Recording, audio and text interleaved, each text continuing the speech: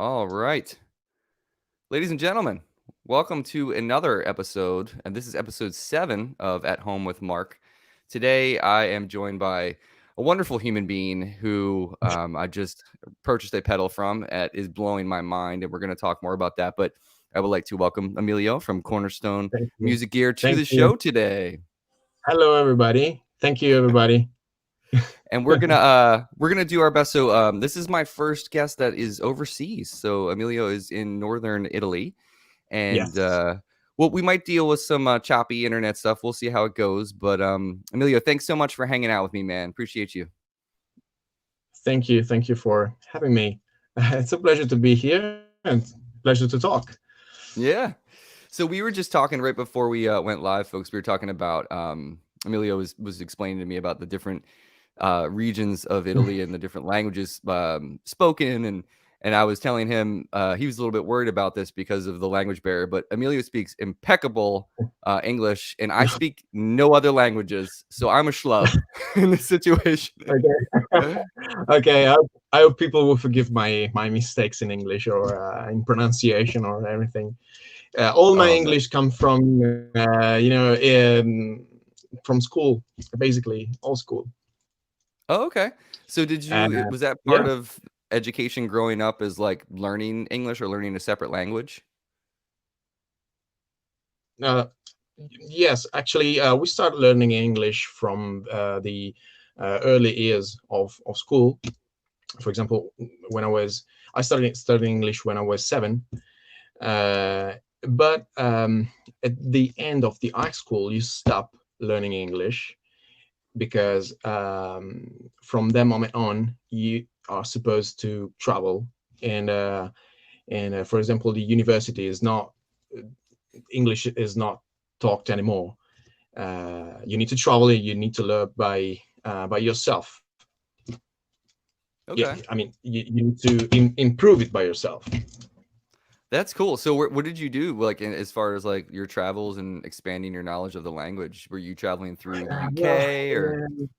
yeah, basically in the UK. But anytime I travel in any other country of the European Union, for example, France or Germany or Spain. I mean, I can literally guy would understand me.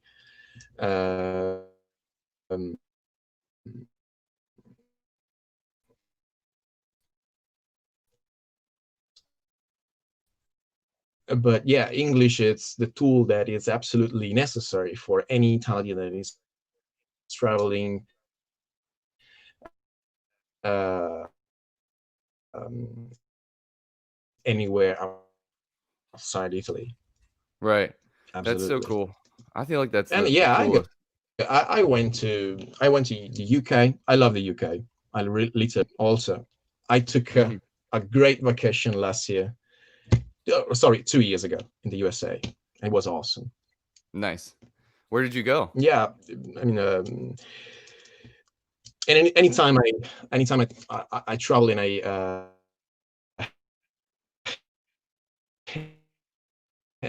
and I meet with people that say the same that the well I went to Colorado, Yellowstone, so Wyoming, uh, Salt Lake City, Oh, Arizona. okay. Man, you went all over the place.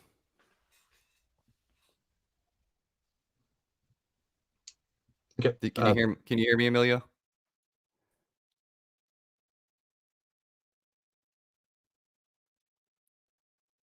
You still there, buddy? I think the internet signal is a little bit choppy or Yeah, choppy.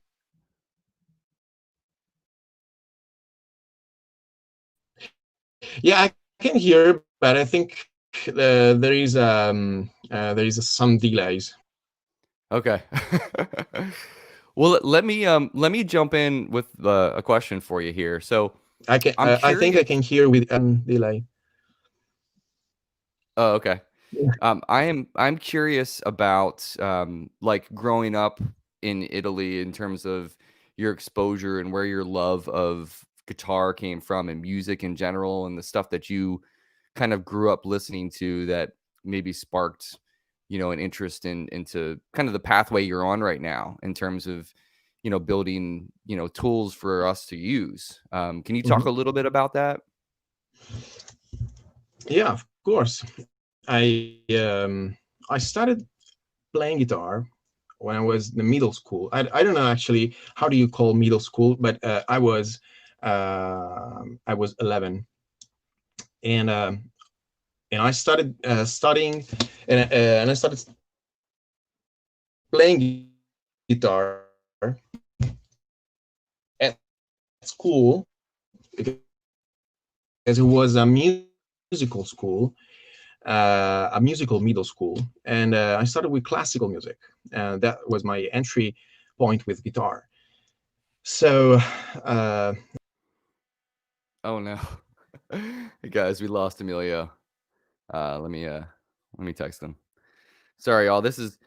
We didn't know what to expect with doing an overseas version of this. So just give me a second. I'm gonna text him and let him know he's out. Fun technology stuff, guys. This is all part of the game.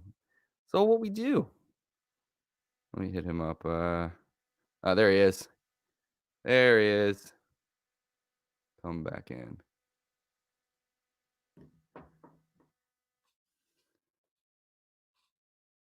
If it loads, it loads.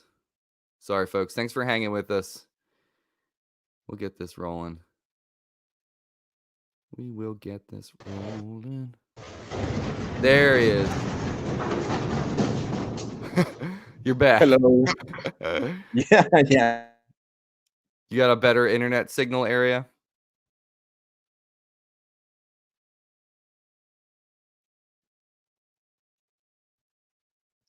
Yeah, frozen again, buddy. No, there you are. okay, That's I'm much sure. better. Much better. And then it froze again right when I said that. Of course, as soon as I say something. Oh man. Okay, sorry. Trying That's to all good. trying another position, another place. This is the kind of problem you have when you're doing a live with an Italian, with an Italian. This is the Italian connect. Welcome to Italy. Well, Uh, so that's all good, man. Don't worry about it. So let's bounce back. So you said you started playing guitar in middle school, which is that's yeah. what we call it here too. So that whole like sixth, seventh, and eighth grade before high school is our Oh, middle okay. school. So Okay. Yeah. And that period was that school. I met my best friends, and we started playing together, and we formed a band. And that was the very first moment when I met the electric guitar. Actually, I was using an electroacoustic guitar, which is not actually the same thing, but okay, that was the very first meeting with electronic and electricity with an instrument. And soon after, I grew up listening uh, to a certain kind of music. One of those best friend gave me for one of my birthday, gave me a DVD of the Crossroad Guitar Festival. Took in 2004. When I saw the very first time, I saw John Mayer playing City Love. And actually, that live changed my life forever, because I took in that very moment I took the decision of starting playing electric guitar, and I want to play a Fender Stratocaster. that was my choice, and from that moment on, I I began to listening all, all kind of genre of music, but mainly blues rock. mhm. So I discovered a guy called Eric Clapton. all the blues classics like BB King, like many others. And my music background, I think that I grew up, and the guitar grew up within me. I don't know how to say basically in English. I could explain in Italian much better. Yeah. But yeah, my my situation now is that I've been playing guitar for more than 18 years. For more than 18 years, and I think my maturity at the moment now has led me to develop pedals like I make now. Um, Obviously, the pedals is also the result of the passion for music, the passion for guitars, but also it's a result of many years of studying electronic at the university. Mhm. So it's absolutely a necessary step that I took. Right. I am an aerospace engineer, and at the university, I study electronic as many other subjects. Okay. Yeah, I was gonna ask you about that because that is your total background on how you got into this, right? Is understanding like current Mhm. and flow and like how to implement all the pieces that you're putting into these devices. So like, did you when you were in school for that, did you think this is what you were gonna get into, like building? No, Okay. no. I did. I've never thought about building panels when I was at school, when I was at the university. Um, Still, I was already playing guitar when I got the degree. I bought a pedal. Now, I'm not saying the name of that pedal, but I was not really I was not really satisfied with it. And that pedal was the last of many pedals that I already bought that I was not really satisfied with. So I thought, hey, I'm an engineer. I study electronics. Why don't I build myself a pedal? So I took a couple of books of electronics applied to the audio and signal guitar. One of those books was written by the one and only Brian Wampler, Mm-hmm. and all my theory about electronics, uh, they they all made sense because it was only theory. It was only theory. I took all that theory and I put into practice, making the very first clone of the Orange Squeezer, which is a very nice compressor used by Mark Knopfler, uh, which in the meantime I discovered in all those years, the Dire Straits and everything. And I still remember the very first time that I turned it off. Sorry, I turned it on. Sorry, and it was magical. Yeah. It I'm worked. sure. I'm sure, man. Yeah, it worked. The LED lights up, the signal pass, and it's working. It's very simple. It's just a one knob pedal, very simple. But at that moment, I was shocked, and I thought, okay, I need to go forward, and I have to do more than this. Mm-hmm. And it's all about my story. This is basically how I started building pedals. So the compressor was your first one. Yes, That's yes. awesome. The orange squeezer. Um, I can show you. I can show you that pedal. That's awesome that you still have it. I mean, what are your thoughts on compressors? Because it's a dirty word sometimes in the guitar world. Like some people are like, Mm, that's a crutch that you shouldn't lean on, and you don't need it if your amp's doing the job for you. I mm. personally, I have Wampler's Mini Ego that I've used Okay. a ton on like especially when I have acoustic gigs. Like I'll Mm, have on my pedal board, I'll have like the Electro Harmonics Freeze, and then the mini ego, and then like a loop station kind of thing. It Mhm, just gives mhm. more life to an acoustic, in my opinion. But as a Yeah, slide player too, there's yeah. definitely an application for that. Can you talk a little? What are your thoughts on the whole thing? How people are like, My thought about compressors. Okay, my experience in compression pedals. It's a bit. It was a bit difficult experience because um, it was a bit difficult experience because sorry. "Oh, you're good." This is the pain of having neighborhood. Oh, it's fine. It's not loud out there. You're fine. It's totally fine. Okay. Um, yeah, my very first experience with a compressor was with an MXR Dynacomp, Hmm. which I really didn't like because it was so squishy, and I mean the attack. uh, I can literally hear the pop on the attack of each note. So I haven't used a compressor pedal for a long time, um, but uh, I remember when my band came into a recording studio, and the audio engineer took the entire mix into this old rack unit that was the LA2A compressor. I don't know if you know that the LA2A tube compressor, just two knobs. And I was afraid because actually I was saying, what are you doing? You are putting the entire mix inside this thing.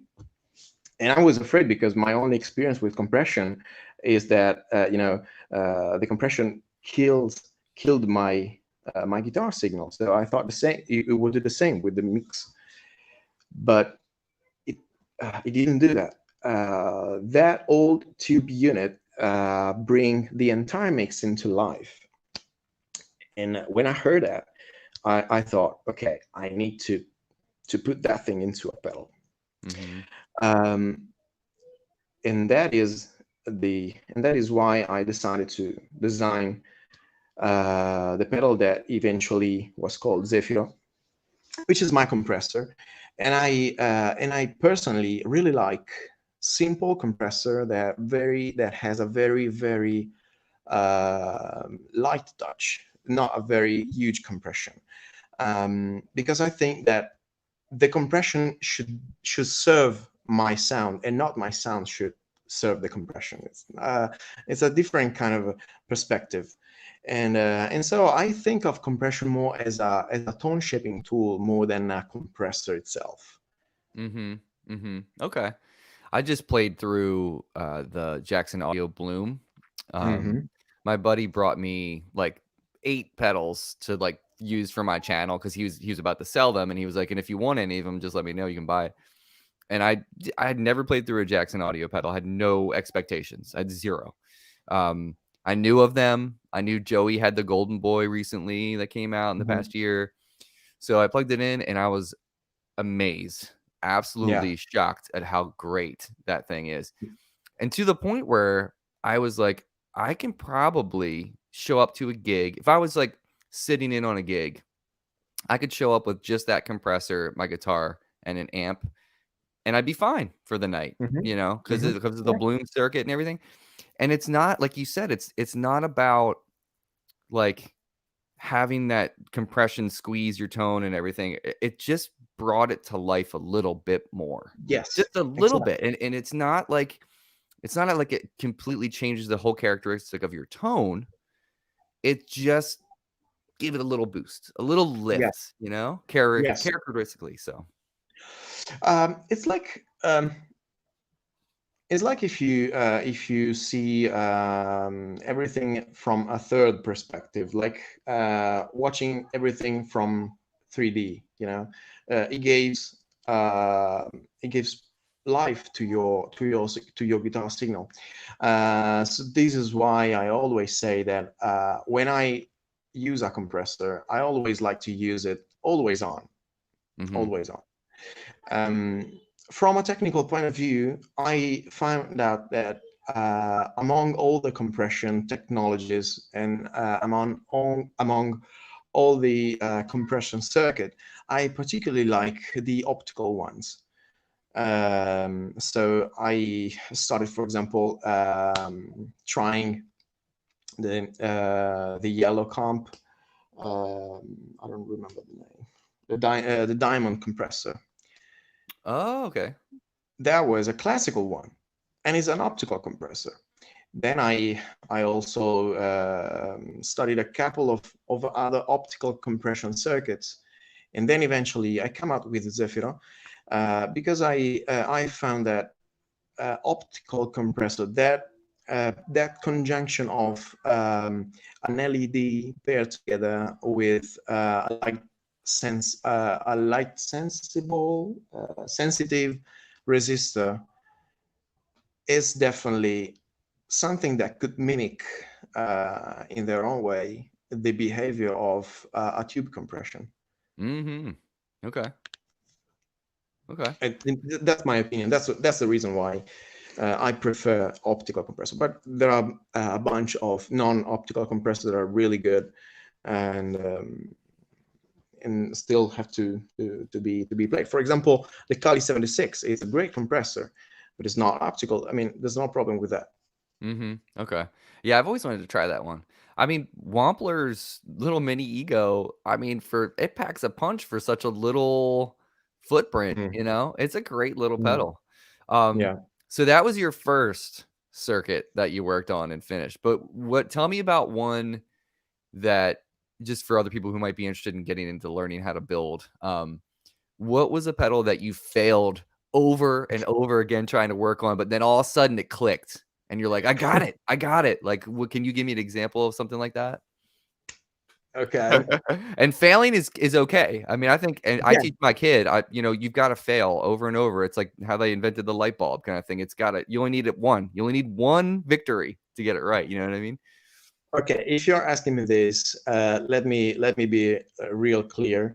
As a designer and a builder point of view, I am never 100% satisfied of my pedals. Of course. And this is something that I believe is a key of continuing improving. The circuit that gives me more failures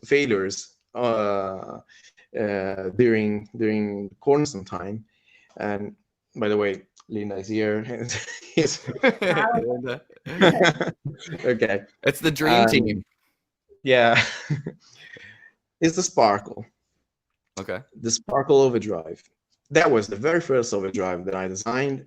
That was my very first overdrive experience. And I started. I probably designed like six or seven different version of the pedal. Okay. And actually, I'm giving you a brand new update. It's changing again. It's changing again. In a couple of months, it's changing again. Yeah, we are lazy because the Gladio changed the rule, changed everything in our Cornerstone life, and given the success of the Gladio, we had to look at all our models, and we thought, okay, we have to update all these pedals, and we have to contextualize all the overdrives that we have. So the Antique is fine because it's an overdrive that is mid-focused, screamerish, but this Sparkle, okay. So we need to redesign the Sparkle again for the probably 8th time, but it's fine, and it's becoming. Linda, can I tell them? No. That's fine. That's fair. It's totally fair. Okay, the boss has spoken. That's totally fine. We'll find out in enough time. In fact, let me do this. I'm gonna pull up the Cornerstone site really quick to share with everybody. Okay.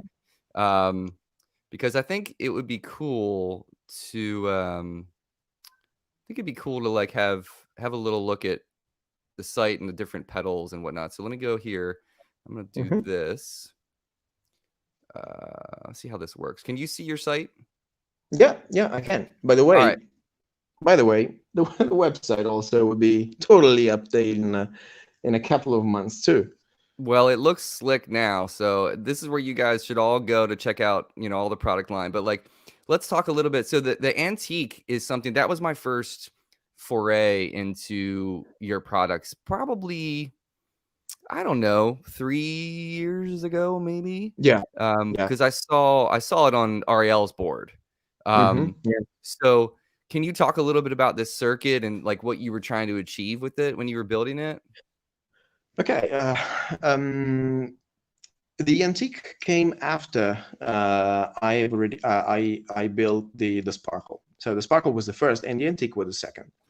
And I started designing the antique because of many people that were playing blues. At the moment I was just playing pop music and modern music, and many people using the Sparkle told me, okay, it's very fun, it's very cool, it's a very good pedal, but I cannot play that that old school blues because it doesn't have a good mid presence, and I can feel a lack of mid frequencies. And then I thought, okay, they are right. I have to design a pedal to play blues, and obviously I need to find a reference sound, and the reference sound for this pedal, for the antique, was the City Life song played live on the Crossroad Festival in 2004. Oh, okay. That's cool. So that everything does stem from that moment, huh? That's great. Yes, absolutely. I can literally remember. Also, for example, by the way, if you search antique on YouTube, there are not many demos about this pedal. But you can find one made by a great guy, Italian guy, called Marco Petta, and he is playing exactly the same intro solo of John Mayer of that song, of that live. That's so great. And I love it, and I really love it. And so the idea behind the antique, obviously, it is that I should start designing this pedal from a screamer. Obviously a screamer, because that kind of sound is made by a tube screamer. We cannot ignore that. But I didn't want to make a clone, obviously. So I had a tube screamer.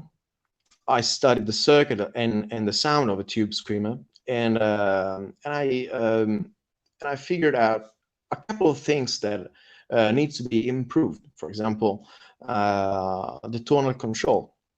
You just have a tone controller on the tube screamer. On the antique, you have the tone and the presence, and also a toggle switch for controlling the mid frequencies, which is the key of this kind of pedals, the mid frequencies. And so an extended versatility over the tonal control. The headroom also. The tube screamer has has less headroom because it just uses 2 different clipping diodes, just two. And by using 4 clipping diodes, you have double the headroom, and this is what happens in the antique. I could go much more technical about what is a diode and why, what is headroom actually, and what is soft clipping versus out clipping versus anything else. But I don't want to talk too technical too much. It'll go over my head too, man. My head will be blown too. It's so funny because like when I was promoting this, I'm a smart guy in some senses, but like when it comes down to the details of these things, Yeah. I'm just like, dude, I just like the way it sounds, man. I just really enjoy the way it sounds. Yeah. At the end of the day, this is what matters. Right. Which brings me and to this. Oh, So yeah. And this is, I know you said this is like what's changed everything, and understandably so, my friend, because I obviously, I purchased one and I got it. Was it last week? Yeah. Um, and it's funny because the day that I got it, you and I were talking. You're like, "Did you get it yet?" And I have a day job, so it's like my day job has been so busy. I didn't have any time. I work from home, but I didn't have any time to plug it in during the day. But as soon as 5 o'clock hit, Yeah, and I shut yeah, my laptop, and man, I tell you what, dude, and I'm not even trying to blow smoke or anything, or like, kiss your butt or whatever. But like this thing is probably the best overdrive, like 2-in-1 kind of pedal than I've ever owned in my life. And oh, when I played through it, I I shot a video. I do this thing called 5 p.m. cranking amp sometime, like a couple times a week. And I mhm. shot that. And then as soon as I turned the phone off and I just kept playing, I was like, I can sell several pedals. I don't need like 4 of these pedals. And like I in fact I sold 3 pedals on Reverb this week because this thing is so great. I talk about a pedal where I could roll up to a gig and it's the only thing I need. Like the only Mhm. thing. That and a tuner, like on my headstock maybe. But Okay. like, man, what an amazing, tool. Like it's just, and let me, you know what? I'm going to stop sharing. I'm going to get my guitar. But talk a little bit about the process of when you were putting this together. And I know the first time I saw it was probably on that pedal show, most Mhm. likely. Yeah. Which, got my shirt on, so where am I? There I am. But so I'm fanboy on that, but like it's for sure, like when I heard it, I was like, "Ooh, okay." And we all as guitarists, we have a gajillion overdrive pedals I mean, like in my Mm, closet, I probably have 15 I could pull out right now, yeah, yeah, which me too. 3 of them are gone now, by the way, but like because of this. But like No. talk a little bit about it, like when you were developing it. I know you've talked a little bit about it online, but like for my audience and everything, I'd love for them to know. Yeah, the development of the Gladio is the culmination of years of experience of listening to music, to both listening to music and building overdrive pedals. Um, one thing has been very important to me. I would say that's the most important thing when designing pedals, especially overdrive, and has always been to me dynamics and touch sensitivity. Other than this, a pedal is not a real usable and a real useful tool. So I came up with I talked with Linda one day, and I said, okay, we have developed the Sparkle, the Antique. But I think that there is something missing with our overdrive lineup. If something is missing because great part of the sound that is that we know from many records and many songs are just given by the amplifier. The amplifier is 80% of the sound. Okay. And when I just researched it, I saw that the greatest player that I've always loved, Robin Ford, Sonny Landreth, Santana, Clapton, John Mayer, everything has every one of them have always something in common, and they all use Dumble amplifiers. Mhm. So I thought, okay, what about doing an overdrive, because it's an overdrive actually. What about doing an overdrive which is really, really, really amp-like and meaning super touch sensitive, but super touch sensitive. Um, and so this is the starting idea of when I started, designing the Gladio. I wanted to be really versatile because the Dumble sound is so many different things. You have many different artists and many different Dumble amps and many different. So the next question that I asked myself was, okay, which Dumble amps should I mimic? And I took two. There are more. There are even more, but I took two.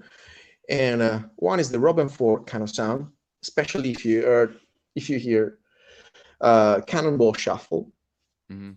sorry, my hairs. Cannonball Shuffle. That's the inspiration for the first channel, Okay. and the other one is inspired by Sonny Landreth, which was using the overdrive cranked overdrive special, and I started taking the core circuit of the Sparkle, but I dismantled everything, and I started from scratch basically. And yeah, it took me at least 10 or 12 months at least to design the first prototype. Mm-hmm. And Mick Den, that pedal show, they have one of the very first unit. Okay. And soon after we came out with a version 2, because in the meantime we have received so many feedback from customers using the version 1. The one you have, for example, is the version 2, which is the result of a further improvement of the version 1. And for example, the channel 2 of your Gladio is even improved, in my opinion, from the version 1. Okay. How many like ear hours did you have to spend A/Bing like the amp versus the prototype, and like how much music were you? Yeah, it must be said. It must be said that I don't have a real Dumble amplifier, because if I did, I wouldn't be here. But we all agree on that. Right, but I mean, almost like listening to Robin, like listening to his specific music, or like A/Bing how you hear, even if Yes. it's like a Dumble clone. Like I had a Fuchs amp for a while, which was great. It ultimately wasn't what I really kind of needed. Like that's why I ended up buying the 2-Rock a couple years ago. But how like did you spend a lot of time like listening to music and soaking it in, and like trying to go back to the board, you know what I mean, back and forth? Yes, that's for sure. Because that was my reference sound. I listened to Robin Ford music so much that I obviously I couldn't find the guitar track alone. That would have been much easier. So I had to really listen to those music really carefully, to just isolate in my head just the guitar signal. Well, speaking And of guitar signal, I wanted to play. I'm gonna try something new today, and play through this so people can hear how fantastic okay. this is. So this is just the 2-Rock by itself, which is a great sound. Just the 2-Rock, but yes. Okay. Yeah, nothing wrong with it. But if I put on the left channel, and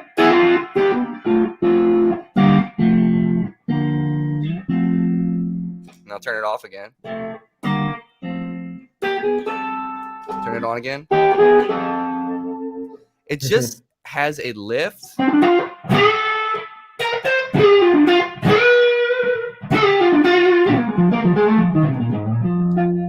And then without it,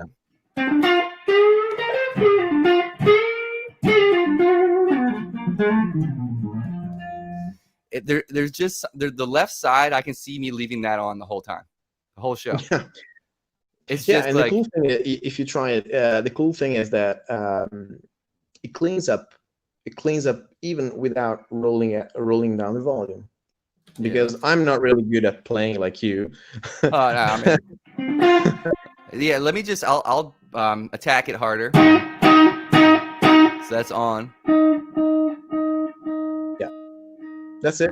It gets so sweet. It's like, it's so buttery. I mean, that's like the Dumble thing too. It's like that buttery, smooth, not ear picky or ice picky, even up high.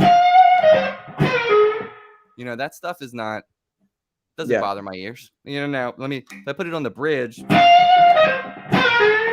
still not ice picky at all. It's nice and smooth. I Mhm. feel like all the notes are nice and round, like just the way, Mhm. man. It's what I have been waiting for, like for a long time. And I love, like we were talking about last week, we were talking about Jesse's Duelist and like how you like putting the one channel Mm. into the Gladio. Yeah. I haven't done it yet. I'm gonna do that today probably. But they're different. They're fundamentally way different pedals because Absolutely. yeah, Absolutely. Totally different. the Blues Breaker thing and the TS 808 thing on that. I mean, I can take that to a gig and I can sound like Stevie, you know. Mm. But that's, and I could probably pull off the same thing with the Gladio a bit if I wanted to, but it's different. They're not Mm. the same tool in that sense, in my mind. I mean, Yeah. tell me if you think I'm wrong, but No. I mean, they are totally different tools. They are meant to sound different. They are meant to reach different goals, and it doesn't even it doesn't make sense to compare them in terms of is it better one or another.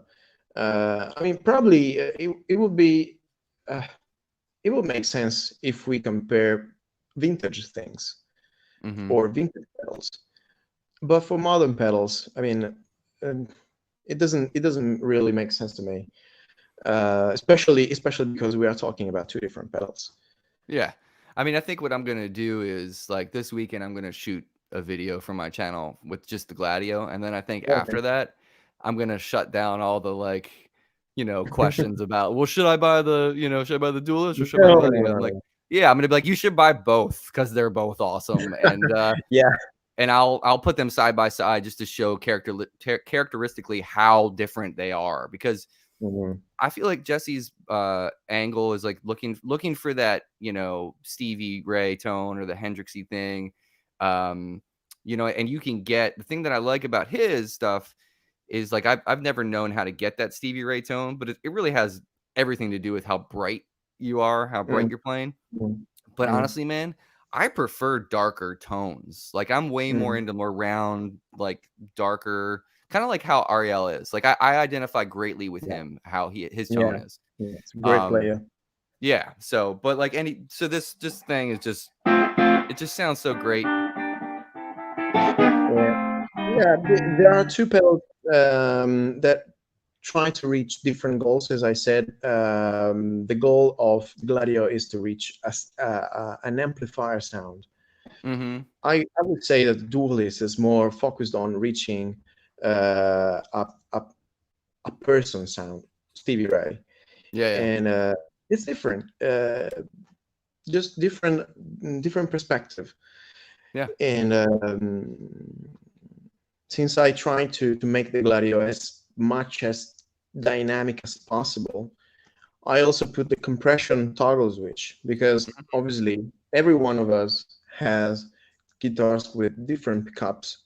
Uh, for example, people with vintage pickups probably they have less volume than uh, some other with Seymour Duncan or with Humbucker's guitar. So a compression toggle switch is really handy to find that perfect spot Oh, to for sure. match your guitar and your amplifier because I suppose that 99% of the people, even more, don't really have a real Dumble amplifiers. No, we don't. We definitely Okay. don't. I mean, Okay. I usually, so like I'm playing a Tele today, but Mm. like I basically all my instruments are all either it's a Strat or a Tele that I've been playing. So I'll usually leave the compression toggle to the left. Is what I Okay. found. Just more compressed. Yeah, it works well with my instruments and my fingers, I guess. I don't know. From what I've Totally found. fine. Yeah. Yeah, totally But fine. I mean, for example, Scott McKeon, he prefers the more compressed sound. mhm. Yeah. It sounds great. And with slide, it it just makes everything kind of, it just makes everything cooler, man. That's, I mean, for Yeah, the it's lack true. of like, it just sounds great. And the, just so everybody knows, so like the right side of this pedal can get screaming.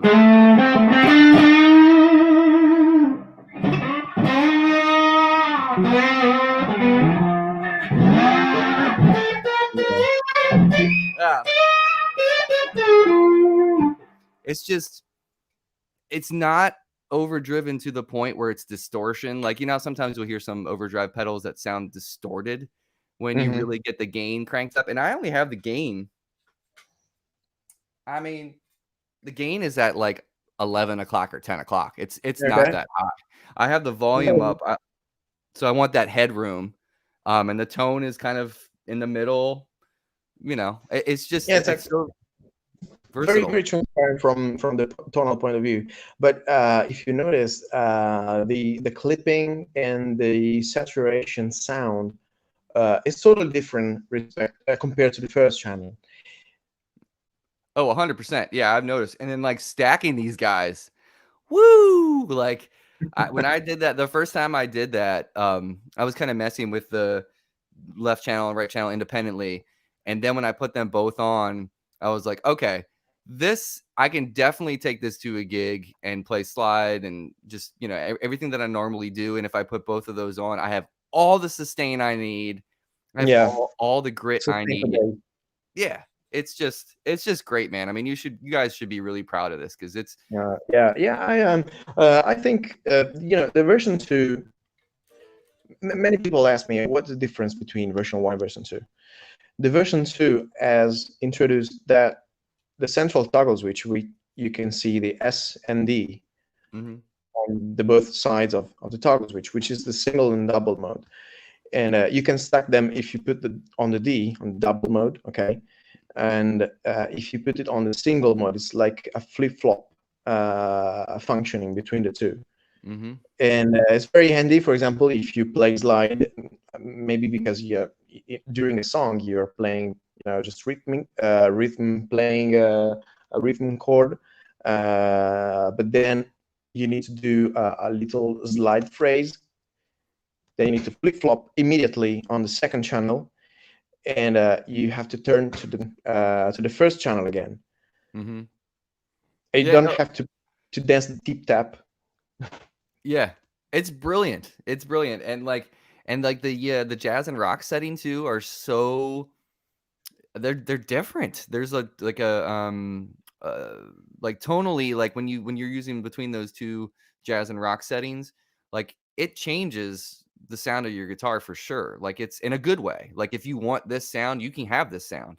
If you want this other sound, you can have this sound. You know what I mean? Like there's so much packed into this thing, man. It's just, it's a Swiss Army knife as far as I'm concerned. Yeah, in fact, many people, many artists, for example, when I give them the Gladio, they need a little time to really dig into the pedal and find all the sound shades that they can pull out of.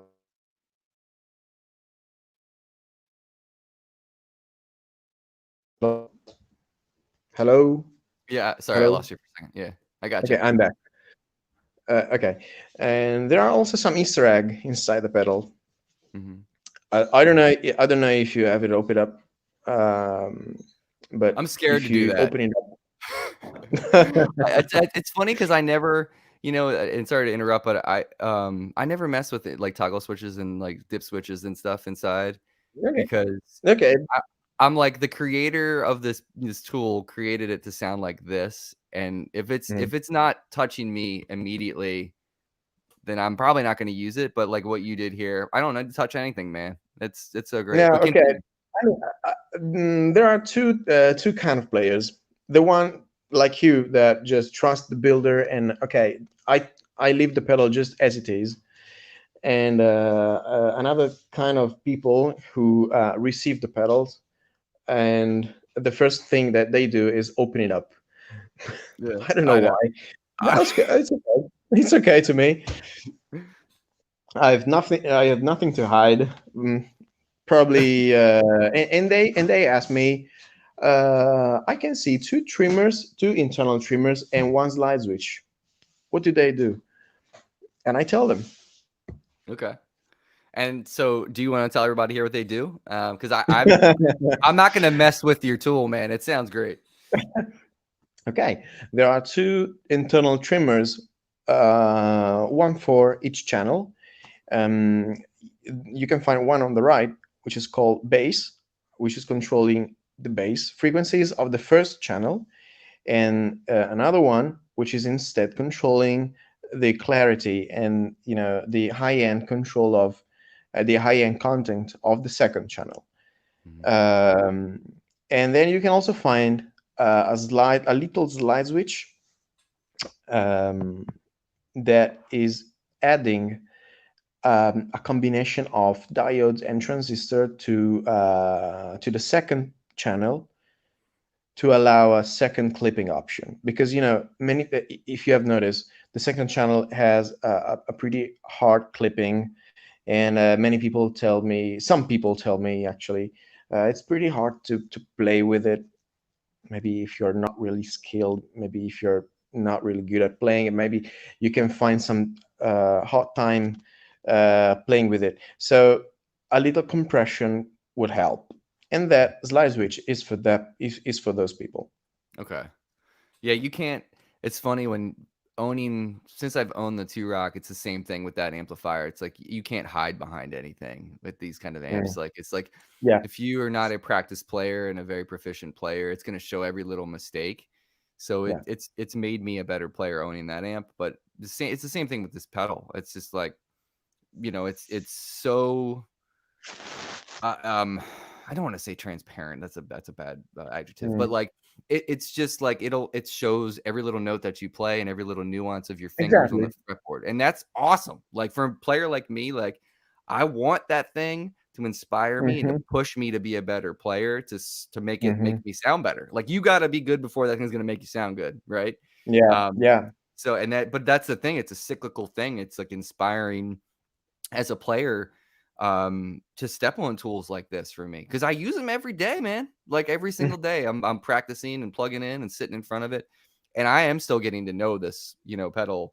And I mean, obviously, we're not gigging. I mean, I have a gig coming up in October that's a socially distant, safe thing that's outside, Mhm. and my pedal board will probably be like 3 or 4 pedals, and this is going to be one of them. Because Okay. that's all I need. Exactly one of the first thing that I noticed. The Gladio, it's cool, but especially the second channel doesn't forgive any errors in playing. Hmm. And this is exactly the behavior, as you correctly said. It is exactly the behavior of a two rock and any other dumble based amplifier. I thought, okay, I'm in the right path. Hmm. Yeah, it's great, man. I mean, I'll shut up about it now, but it's so good, and just for fun, so people can hear this, and people are saying, "Hey, Mm. CJ, hey, Gear Press, hey, Andy Knight, what's up, buddy?" So here's both of the channels. Actually, you know what? Here's the guitar by itself, Hmm. just the amp, just the left side,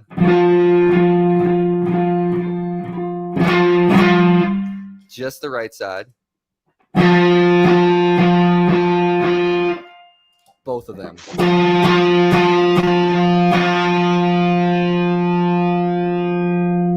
It's so great, man. It's so great. Woo! It's so good, man. That is the kind of stuff that I love to play with. That just makes me like pumped for the rest of the day. Once I leave my office after I'm done playing. So both of you guys, you and Linda, amazing, great work here. It's so great. The last thing I want to ask you before we do my little lightning round question is, Mhm. are there any? I'm always looking for like new guitarists to listen to, and from all over the world. Are there any Italian artists or people in Europe that we as Americans might be totally ignorant to not knowing about these people that you're like, you should check this cat out, or this dude, or whoever, this woman? Well, I would suggest you at least two Italian players. Uh, One of which is a very good friend of mine. He is Osvaldo Di Dio. Do I have to write the name of it of No, no, him? no. This will live on the channel, so you can just say his name and we'll look him Okay, up. Osvaldo Di Dio. This is the first one, and Riccardo Onori, which is the second one. I mean, in Italy, there are plenty of great guitar players. Marco Petta, for example, is one of them. He's really young, but uh, he's a monster. He's really literally he's a monster. If you want to hear him, you can check out the demo that he did on the Antique a couple of years ago, and it's amazing. It's really amazing. Nice. Um, so these two guys, Osvaldo Dio and Riccardo Nori, are the ones that we are collaborating the most here in Italy. But you know what? Uh, and this is a sad thing for me because I'm Italian. Uh, we are having so little response from Italy, um, because yeah, probably because our product are not made in USA's or they are not cool. No, Uh, but that's yeah, lame. yeah, I don't know why, but this is what happening. We are having a great response from all over the world, all the rest of Europe also, but not Hmm. Italy. And Yeah, this is pretty sad to me. we gotta But change anyway, that. we Italians are like this. We think that we are not really able to make good things, and Well, I don't know about that, man. I mean, well, A, you guys, but like B, I mean, the civilized world runs on Italian history. You know what I mean? Like, it's yeah, crazy, dude. I mean, well, it's a mentality. It's a wrong mentality that we have. well, I've been telling all my guitar friends, like I've been posting all those videos, and like people have been hitting me up and like, what is that? What are you using? Like, you know, so I've been telling all my friends Oh about it, wow, and it's just I mean, I am unashamedly like unabashedly like super marketing fanboy for you and from mm, any product that I use that I'm like I mean I'll never sell this, I'll never, you know, move away from having this on my board, and anything that's like I feel really strongly about, I'm like on a mhm. pedestal about it. So like, and you don't need me to do that. There's plenty of people that are pushing, you know, the Gladio and your product, and I probably should check out the Antique too, because I mean that tone to me, and when I heard, because I think Ariel, when he was using it, he was had it as like an always on type of a thing when he was controlling the Yeah, volume. he was probably using in conjunction with the Jackson Audio Prism, Mm, and also he was using with the an octave from um, Beatronics. yeah, Beatronics. Um, you know, now his rig has changed. Probably he is not using the Antique anymore, but also because his sound has changed from 2 years ago. Now it's Yeah. different. Um, but he's using a Gladio as far as I know as well. I saw it on his board the other day, man. I saw Yeah, like on Instagram. I was like, "Ooh, I know what you're doing. I see what yeah, I can you're spot the Gladio. doing." Yeah, that's Yeah, awesome. I'm so glad. I'm so glad you. I'm so glad to see the Gladio on many important board of, Hmm. of those artists. Yeah, Yeah, so I'm really proud of it. But you don't have to think that the Gladio could not be improved because it will. yeah. I mean, and that's fine. I don't know how much more you can improve it, man. To be completely honest, as a player, but like if you do, it's probably going to be even more killer. Yeah, you know that would be there will be a little improvement, especially for people using external loopers, for example, the gig rig or any Ah, any any external loopers, because there are some people that is asking me about using the Gladio with an external looper, pretty much like the two channels were two different and independent pedals, mm-hmm. and this Okay, is the improvement that we'll be doing. okay. Well, it's dope. I love it. It's great. Thank you. Thank All you right. Well, again. You know, I always say that when people buy a Cornerstone product, they are not just buying a piece of gear. They are buying my time, Linda time. Ultimately they are buying a piece of us. Okay, mm-hmm. because it's our passion. and this is the reason why when you received the Gladio, I literally couldn't wait to have your feedback, because it's always something that give me some excitement, because oh wow, there's one more guitar player that is digging the pedal. I mean, Oh yeah, man. I love the fact that it's a family business too. Like that tugs on my heartstrings, A, but like B, I love supporting like family run owned yeah, businesses and I am super pumped. I mean, I've been really enjoying COVID-19 quarantine because it has slowed my life down, and cuz I was gigging 8 to 10 times a month before that, hustling. I work a day job. I'm a father and a husband and just, stressed all the time, hustle, hustle, yeah, hustle.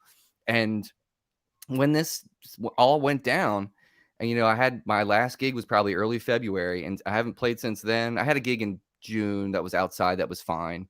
But I'm so excited to have to play this next gig in October just so I can like put this on my pedal board and like because my drummer is super into gear. He also plays guitar and stuff too. But I'm excited for him to hear it and to like to be okay, surrounded, be surrounded by my tone, because like on my pedal board now is Jesse's silicon fuzz, his mini fuzz, hmm, then the Gladio, and then Ariel's broadcast, the AP broadcast, wow, and then it's just a tuner, and then like I have Jesse's 1968 Univibe, and but then I have the Strymon Flint, which is the most well, you amazing have a pedal. keyboard, man. pedal.